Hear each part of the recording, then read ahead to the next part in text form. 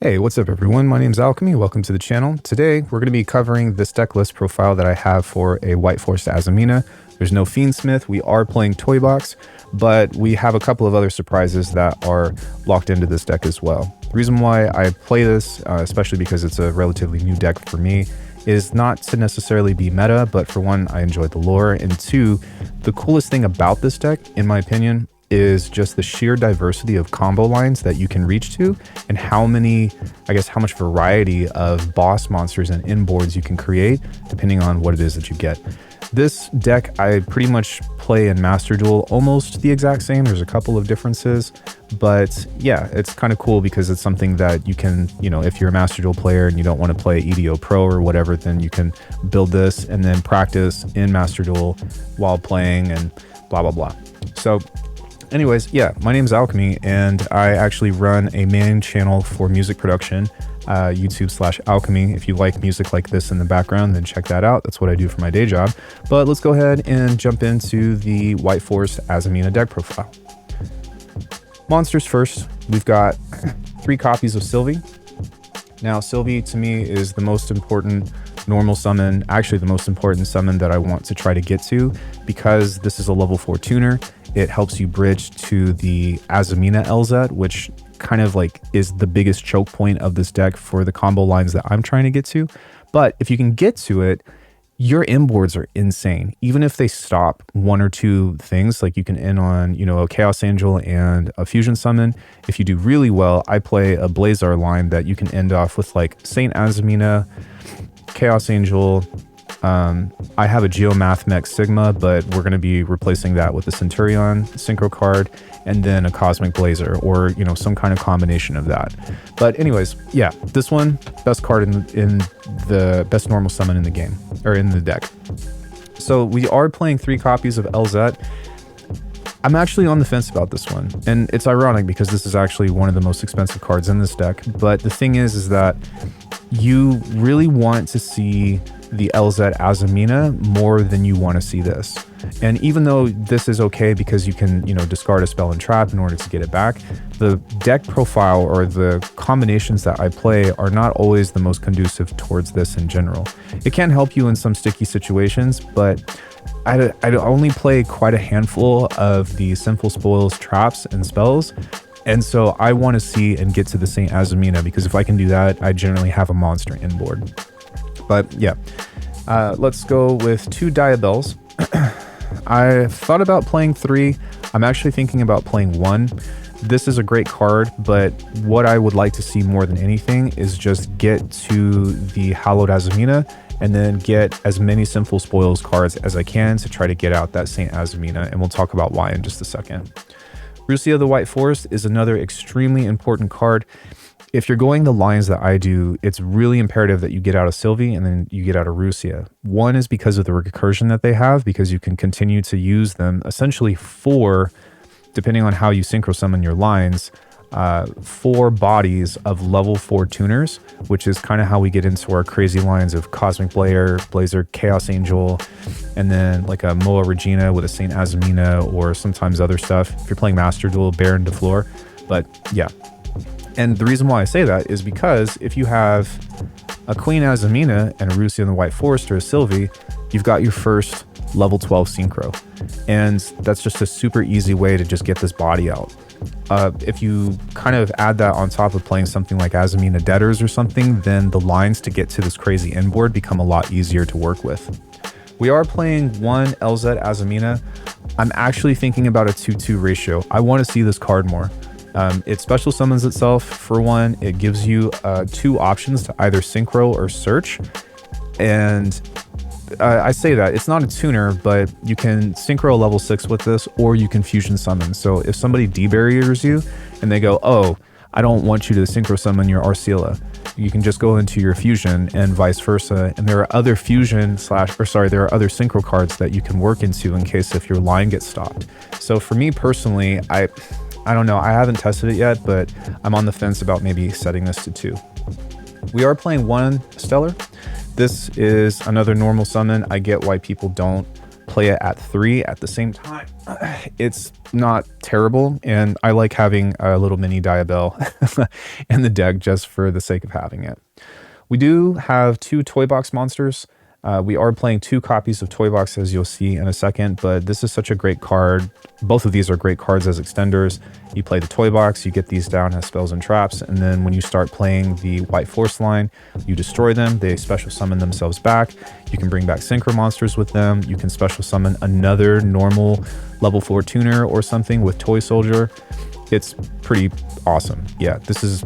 I think that if I had to pick between Fiendsmith and Toy Soldier, I actually would prefer this because of how many more bodies this gets you to the infield. And because of that, yeah, I don't know. I haven't necessarily played the Agnumde Desiree line or whatever, but this is pretty awesome, especially since it's also way cheaper. So on to the spells. We are playing 3 Wanted. And the reasoning behind this is that I actually want to see as many Sinful Spoils cards as possible. Getting to Deception is relatively easy, provided that you get to the Azamina or that you get a Diabellstar out. And if you have 2 or more, I guess, yeah, or if you have 2 other Sinful Spoils cards when you play the Hallowed Azamina, then guess what? You're pretty much off to the races with getting out Saint Azamina, and it's really nice. So one key combo with that whenever we get to that is, you know, if you have Queen Azamina and then maybe the Deception and then you play the Hallowed Azamina, you tribute those or you discard those to the graveyard, you get out Saint Azamina, Queen Azamina reborns herself, and you got a level 8, you bring back a Rucia, then you've got a level 12 synchro right off the bat. Yeah, it's that easy. And then if you get a Fusion Azamina card out, that's a level 6, then you can either use a synchro or you can start to bridge between the Elzettes. Lots of different ways to get to that Cosmic Blazer. So we are playing 2 Tales of the White Forest. I might cut this to 1 as well because generally speaking, I don't worry about the recursion of this. I would rather have another hand trap or something that brings me more consistency. The Tales of the White Forest only works if you already have a White Forest card out. So I don't know. This deck is relatively flexible, so keep that in mind. We are playing 1 Sinful Spoils of the White Forest. I almost never play this card. The only reason why I use it is to ditch to the graveyard and then get it back to the field. Yes, you can use it to easily fusion summon, but the lines that I run almost never require this. And yeah, it's a Sinful Spoils card, so I'm going to keep it in, but I don't know, maybe there's something else that I could replace it with. We are playing 1 Hallowed Azamina. This kind of brings itself back. Yeah, it can be called by. There's other ways that it can be banished or whatever, but at the same time, it's not that big of a deal. If you play the Wanted, there's other ways to get the Hallowed Azamina back. And so what I love about this card is that it gives you at least two fusion summons, especially if you're, bridging stuff off. So if you get the rcielago or something, the one that searches another card, so you get the Deceptions that gets you to another body, then you tribute off the fusion, you send it back to the extra deck, you get this back. It's awesome. That's part of the reason why I love this deck, is because it's just so many resources if you can just get your engine going. And for that reason, I actually play another Azamina Debtors. This card is great because it works as a special summon if you need it in order to banish, but 2, you can use it to kind of send to the graveyard and bring it back, all that other stuff. Pretty nice. 1 Deception. This card is great because it's the bridge. It's the bridge to get you from whatever engine you're playing to, the Azamina cards to get your fusion summons out. It is a must with this deck, in my opinion. At the same time, I only play 1 because, like I said, there's a lot of ways to not only get it back, but there's a lot of ways to get to it as well. You could play more for consistency's sake, but this is also an expensive card. It's like $35 right now, and I only wanted to buy 1. The Azamina aphes is great on paper. It is a brick in your opening hand though, and I'm on the fence about this one as well. It's great that if you have a bunch of Azamina cards in your graveyard, you can just bounce the whole field or something of the sort, but it doesn't, I don't know, I might replace that with the Sinful Spoils card because I want that to resolve.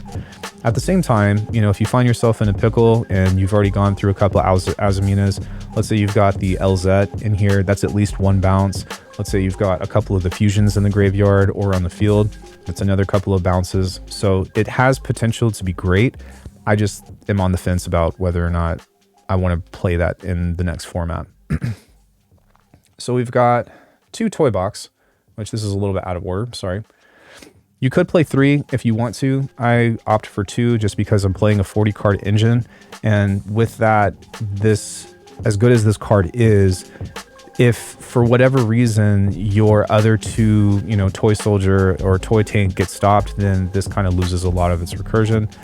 You can still tribute it off or whatever for the other Azamina cards, but I'm trying to think about playing through at least 2 or 3 hand traps as people at my locals. I'm a Vegas local. They're good, man. That's why doing anything competitive in this scene right now for where my locals are is just a very big challenge. So I have to constantly try to, you know, switch something new out every week. And honestly, if you're expecting to just get a clean line through everything, you might get it 1 game out of the day, but it's most likely not going to happen. So I opt for more hand traps. We do have 1 Black Goat Laughs. This card's awesome. I don't know, on one end it could be a brick, but on the other end it could be a key player in stopping the opponent's turn. If for whatever reason you have to set it and you have no plays, you can prevent your other opponent, your opponent from special summoning whatever you call out. Then the next turn or whatever, when it goes to grave, you can negate that a different monster's effects by banishing it. So the line with this is that if you have a Elzette card or you have, you know, a whatever white forest to discard, then you can automatically put that in your graveyard. And because the effect hasn't been activated this turn, if somebody tries to do something slick with a special summon or whatever, then you can banish this and call out whatever card that is. And for that reason, I only play 1, but I don't know, some people prefer to play 3, some people prefer to play other things. This is not a hand trap though. I would rather play hand traps and maybe just have 1 of these. Speaking of hand traps, we do have 2 Book of Moon, and this is great because this is a new tech that I learned, which is going to probably be eye-rolling to most of you, but if you normal summon a monster and they try to imperm or veiler, you can Book of Moon or Book of Eclipse in order to make sure that it resolves.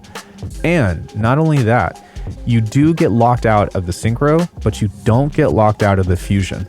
So a book of some sort, whether the eclipse or the moon, doesn't matter, is a really helpful card in trying to make sure that you boost your consistency of getting through your lines. And because there's so much diversity with these combo lines, if you have to bring out a fusion summon first before you get to the synchro, it's okay. There's other ways to kind of work with that. As long as that Elzette of the Azamina gets to the graveyard, you still have agency in how to play out the rest of the deck. And because there's a lot of other cards that will also help you draw, like Rucia and all that other stuff, there's so many cards in this that are engine that a lot of times, more often than not, I don't break as much as people might think. Sometimes I do break, but what can you say? 1 Called by the Grave, 1 Triple Tactics. Not much to say here. I think that these are great cards to have going first or second. Called by the Grave, if somebody tries to ash you or whatever, then this is your 1 line of defense to try to stop them. If they droll you, that's one of the big things with this deck, is that if they droll you, it sucks. It's terrible. Assuming that they do that at the beginning of your turn, which I don't see why somebody would not. But having a called by is just 1 line of defense to be like, nope, I need that droll to not go through. Last up, we've got 3 mulcharmies. I prefer to invest in the meowls because they seem to make the most sense right now. If you're watching this in 6 months, these might already have a reprint. I know that Perulia is coming out. This was before Perulia came out and before it was announced that there was a reprint for them. So I was like, you know what? Malice is probably my biggest challenge for the deck itself of trying to figure out how to beat it. So I prefer to invest in these. I will replace these with Perulias at some point, and then obviously I'll replace them with Fuelos whenever the Quarter Century Stampede comes out. But yeah, I decided to go with these for now. And it's not the worst draw ever. Not the worst mulcharmy, I want to say. even though it will only give you maybe 1 or 2 draws if you're playing against something like rciela, most decks that I can think of, if you look at Ubel, if you look at Mermail, if you look at what are some other crazy decks, you know, if you look at, you know, even Tempai or something, there's a lot of graveyard cards or cards that activate effects in the graveyard and special summon either from banished or whatever. Branded Fusion, you know? So for me, that's just why I decided to play that. I almost never see this card anyways in all the locals that I've played. What can you say? Card that I do see a lot is Ash. There's no reason not to play this. Especially now that there is a cheaper way to get these. You can build your Blue Eyes deck, whatever. Play 3 Ash. And then finally, we're ending off with 3 Imperm. These are just kind of the staples of every single deck. Alright, so my extra deck is fun. I love the extra deck. And what I love most about it is the diversity that you have. So to start us off, we've got the 2 main staples of the White Forest. This one books your monsters and can inflict piercing damage, which is great. Also boosts your, I think, synchro, maybe White Forest cards by 500 attack. I'd have to read the effect again. This, you can discard a card to help get out another White Forest card. So this is your bridge to get to Rucia. It's extremely important if you don't already have it, or you don't have a Tales of the White Forest, or, you know, yeah, it's pretty versatile. I really enjoy having that option to bridge, because if you get this along with the Elzette Azamina, along with a Silvy, you're pretty much golden in order to like do some really hard cooking. Mathmech. This is a level 12 synchro that's generic. It's 1 tuner, 1 non-tuner. Very easy to summon in this deck. I'm going to be replacing this with the Centurion card. I can't remember the name of it, the red one, just because it can destroy a monster and then allow me to draw an extra card. It's already on the way in the mail, but I haven't had a reason to get it up until now. This is still a relatively new deck, but you get this out. If it's in your extra monster zone, it's unaffected by cards, like entirely. And the reason why I actually purchased this card in the first place was because I had a crazy theory craft of playing Millennium, like a turn 2 Exodia thing that was pretty awesome. Because if you do, we're talking about Exodia now, but if you do get this out and this gets into your extra zone and you play Millennium Ankh, this doesn't get shuffled back into the deck because it's unaffected by cards. So yeah, it's just all theory crafting, but it was dirt cheap. So I was like, why not? We do have a Diabell. This is a great way to get a spell and trap back into your graveyard. It's also great if you decide to play this line in order to bring these 2 out whenever someone activates a spell or trap. And it is not really something that I use on my inboard, but if somebody gives me an interruption, and let's say I've got a Silvy and a Rucia, then I can go into this. Actually, no, you can't. You need a non-tuner. But you can use a toy box. So there's that. This comes up a lot if I want to get into something, say, like the Crystal Wing Synchro. Sorry, I would use the level 6.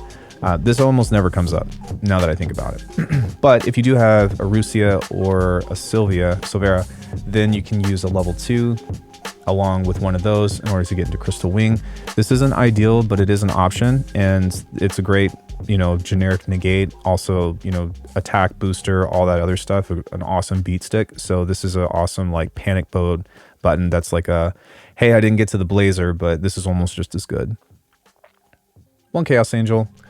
This is great for the rest of the synchros because if you use a light and a dark, a lot of times I'll use maybe like an Azamina card to kind of get into using it for whatever effect that I need to, and then I'll bridge that with the Silvy or Rucia into the Chaos Angel. I prefer this to be on the inboard because it helps protect the other synchro cards that we have. Cosmic Blazer. This card, awesome. You need the Crimson Dragon. I bought this when it was $7. Now it's way more expensive, so that was a really great call on my end.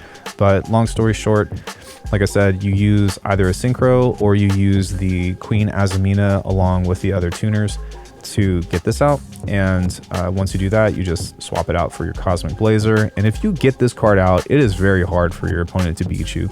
I haven't lost yet every time I've summoned this. It's gotten scary a couple of times, but this is just such a great card to like have to deal with. It's also very difficult to summon, but that's why this deck is a lot of fun, is because it's got a big challenge. All right, Regina, rcielago, Saint Azamina, and Silvia. 9 times out of 10, you go for this one first if you don't have access to this. If you do have access to this, it might actually be better to either get this one out or to get this one out. Because if you summon the Saint Azamina, this can only trigger if it is fusion summoned, and this just gives you a special summon.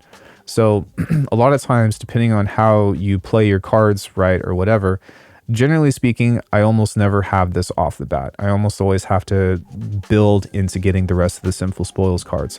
But once this is out, this becomes synchro fodder. So you can either use a level 4 to get into a 10, or if you have a synchro, like the silveria or whatever, then you can bridge that into your level 12.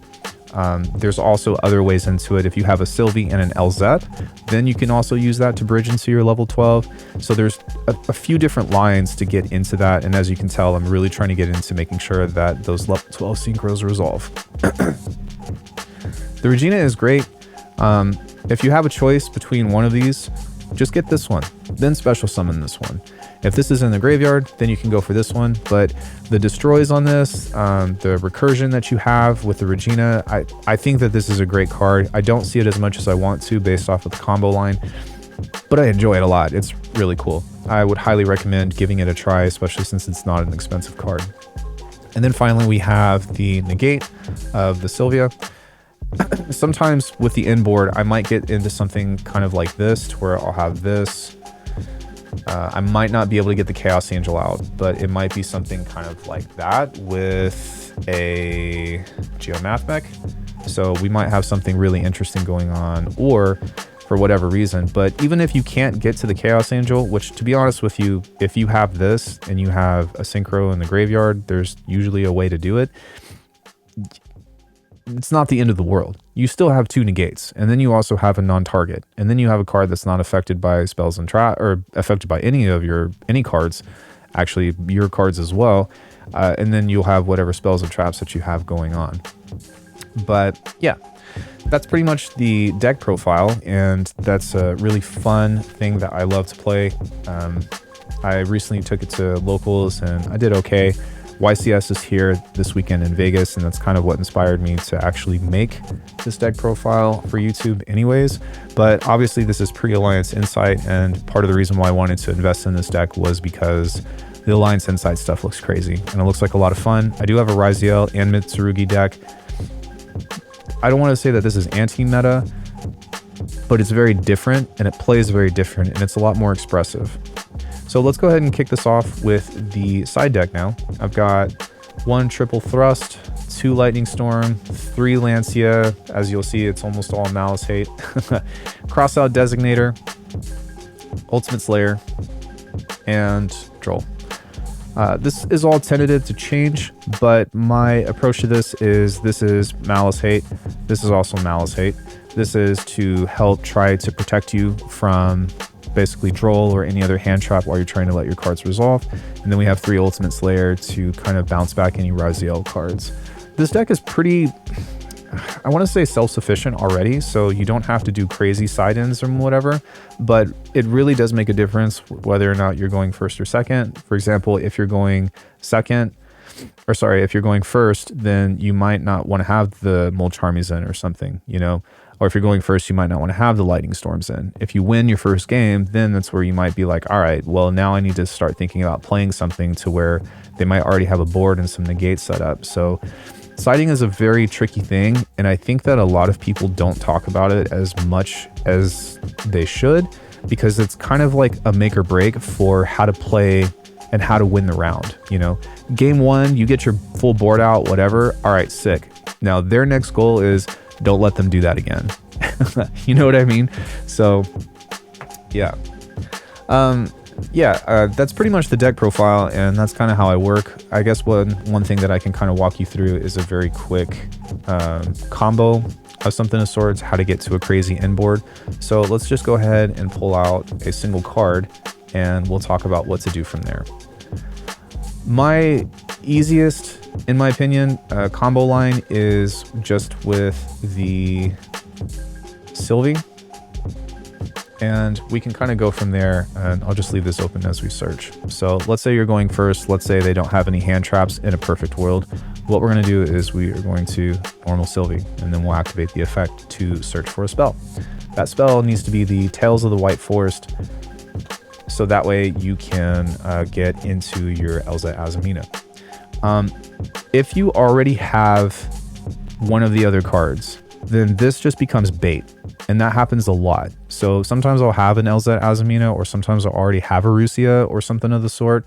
So what I'll do is, you know, if they don't stop this, then you're generally okay anyways. But I'll play this, or I'll set it, or send this to the card, send this to the graveyard. It's a multi-use thing, even though it has to work with something else. But long story short, this will get you into your Azamina Elzette. So we will get this to the hand. And if you're playing against this deck, this is the part that you want to draw. This is the part that you want to ash. You can reveal itself from your hand to special summon itself. And now we actually have a couple of options. The first option, which is the one that we're going to take, is you use this to synchro. The second option is you can fusion summon. So if someone calls out D barrier, this is probably the time that they're going to do it. And they're going to be like, oh, you can't synchro. And you're like, all right, that's fine. Effect to special summon, and then you get out your rcielago, your Azamina, yeah. And then you just like play a different line or whatever. And then your hand is going to really be dependent on what you do as well. But it's still a great option, right? Even though this isn't a tuner. So anyways, we'll send this to the graveyard. We will get out our first synchro card, which is the rciela. And let's just say that we've got one extra card as a spell or trap or something of the sort, right? Like let's say we'll have imperm, we'll ditch it. And, or if you have an Azamina card or sinful spoils, that's even better, but we're just going to say, all right, that's all you got. So what we can do with that is get into our Rucia. In my opinion, I think it's really important to get this out first, because once you start to clear this board, this might not go live anymore. And yeah, you can bring back the Silvy. It's also a time that you can play into Nibiru, but once you kind of get into this position, I still think that this is the way to go. Because even if they do this, you know, and they give you a monster tribute or whatever, you can special summon the Silvy back, and then you can go into SP Little Knight if you want to. You can go into, which I didn't cover, I forgot. I also play SP and Typhon and Abyss Dweller. Sorry about that. But yeah, you can go into SP Little Knight, or you can try to, you know, bridge out some other things as well. There's one thing that I forgot with this. Once this gets out, you want to make sure to activate the graveyard effect of the Elzette, of the Azamina, because that's what's going to get you into your Deception of the Simple Spoils.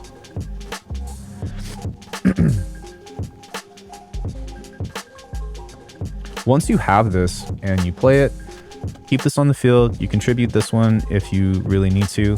But what that will do is that'll help get you into the hallowed Azamina.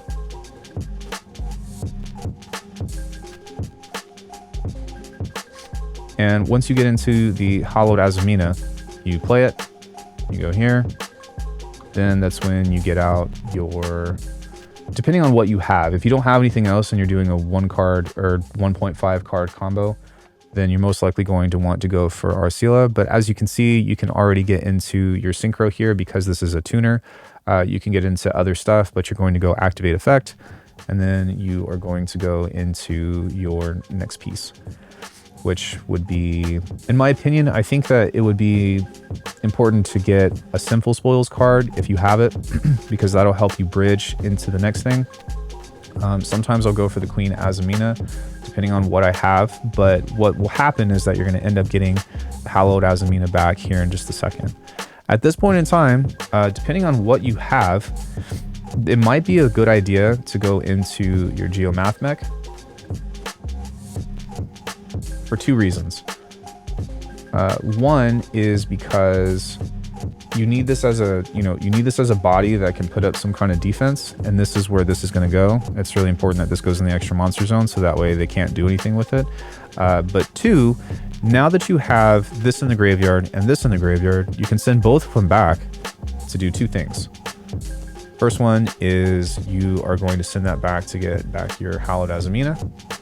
Second thing is that you can send the synchro monster back to the deck in order to get another tuner.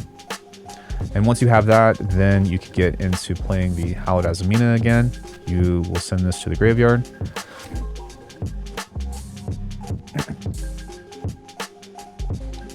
To get out your Silvy, or sorry, your Sylvia.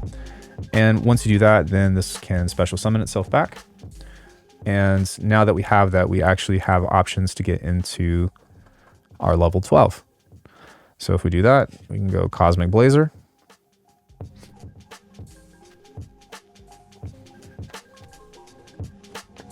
Now that we have that, we at least have one negate. We've got a mathmech here, and we have a Cosmic Blazer going on into where all of this stuff is kind of live in the graveyard and able to be active and whatnot. And this is like just a one card combo that you can utilize to play into, you know what I'm saying, a lot of things. And this actually isn't the best end board that you can end off with if you have other cards in your hand. You know, if you have a second Sinful Spoils cards, you get out the Queen Azamina, maybe you get this out. If you have another synchro option or something, that you could potentially get back the Silvy. If you have a Sinful Spoils card or something like that, then you can bridge into getting a diabellstar out. And then you can play off of a wanted or whatever, but just off of a one card combo, you can end with something like this. So 2 negates plus a 3k beat stick, along with any other spells and traps that you may or may not have.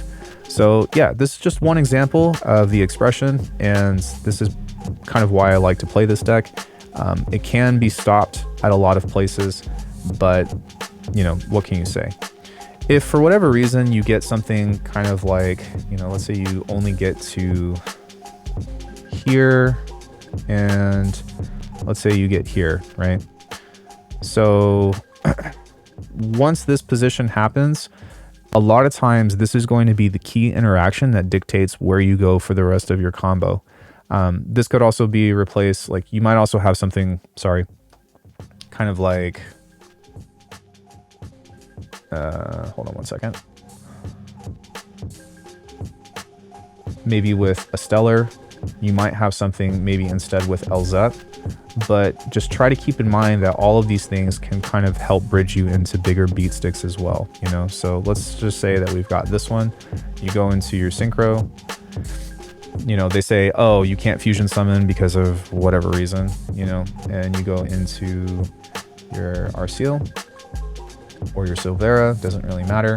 I would still probably prefer to go to rciela, so that way you can ditch a card and get into your Rucia.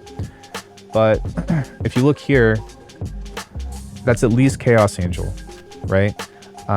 Or let's say they ash this for whatever reason, then you can go into level 6, level 8. That's where you go into your Crystal Wing Synchro. So as you can tell, like the extra deck plays that you have with this is pretty freaking crazy. And yeah, you're definitely going to play into Nibiru, assuming that you're afraid of it or whatever. But to be honest with you, I don't really worry about it so much. It's happened to me and I've still been able to play around it. And that's why I think that it's important to play something like Typhon and SP Little Knight, or at the very worst, you can also play Abyss Dweller if you end up getting those 2 bodies out.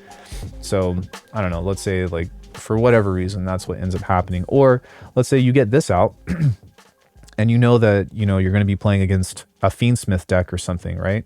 Well, then what you can do is special summon out your Rucia, because we use the effect of the rcielago, right? Then you can send the rciela, sorry, not rcielago, rciela, and get out the Silvy.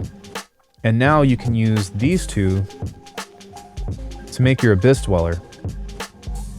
And if you have another body, for whatever reason, how would you do that? I don't know, maybe you are, you know, special summoning or something like that. Then you can get out 1 extra monster or something. There's a lot of different ways to get to that and go into Typhon.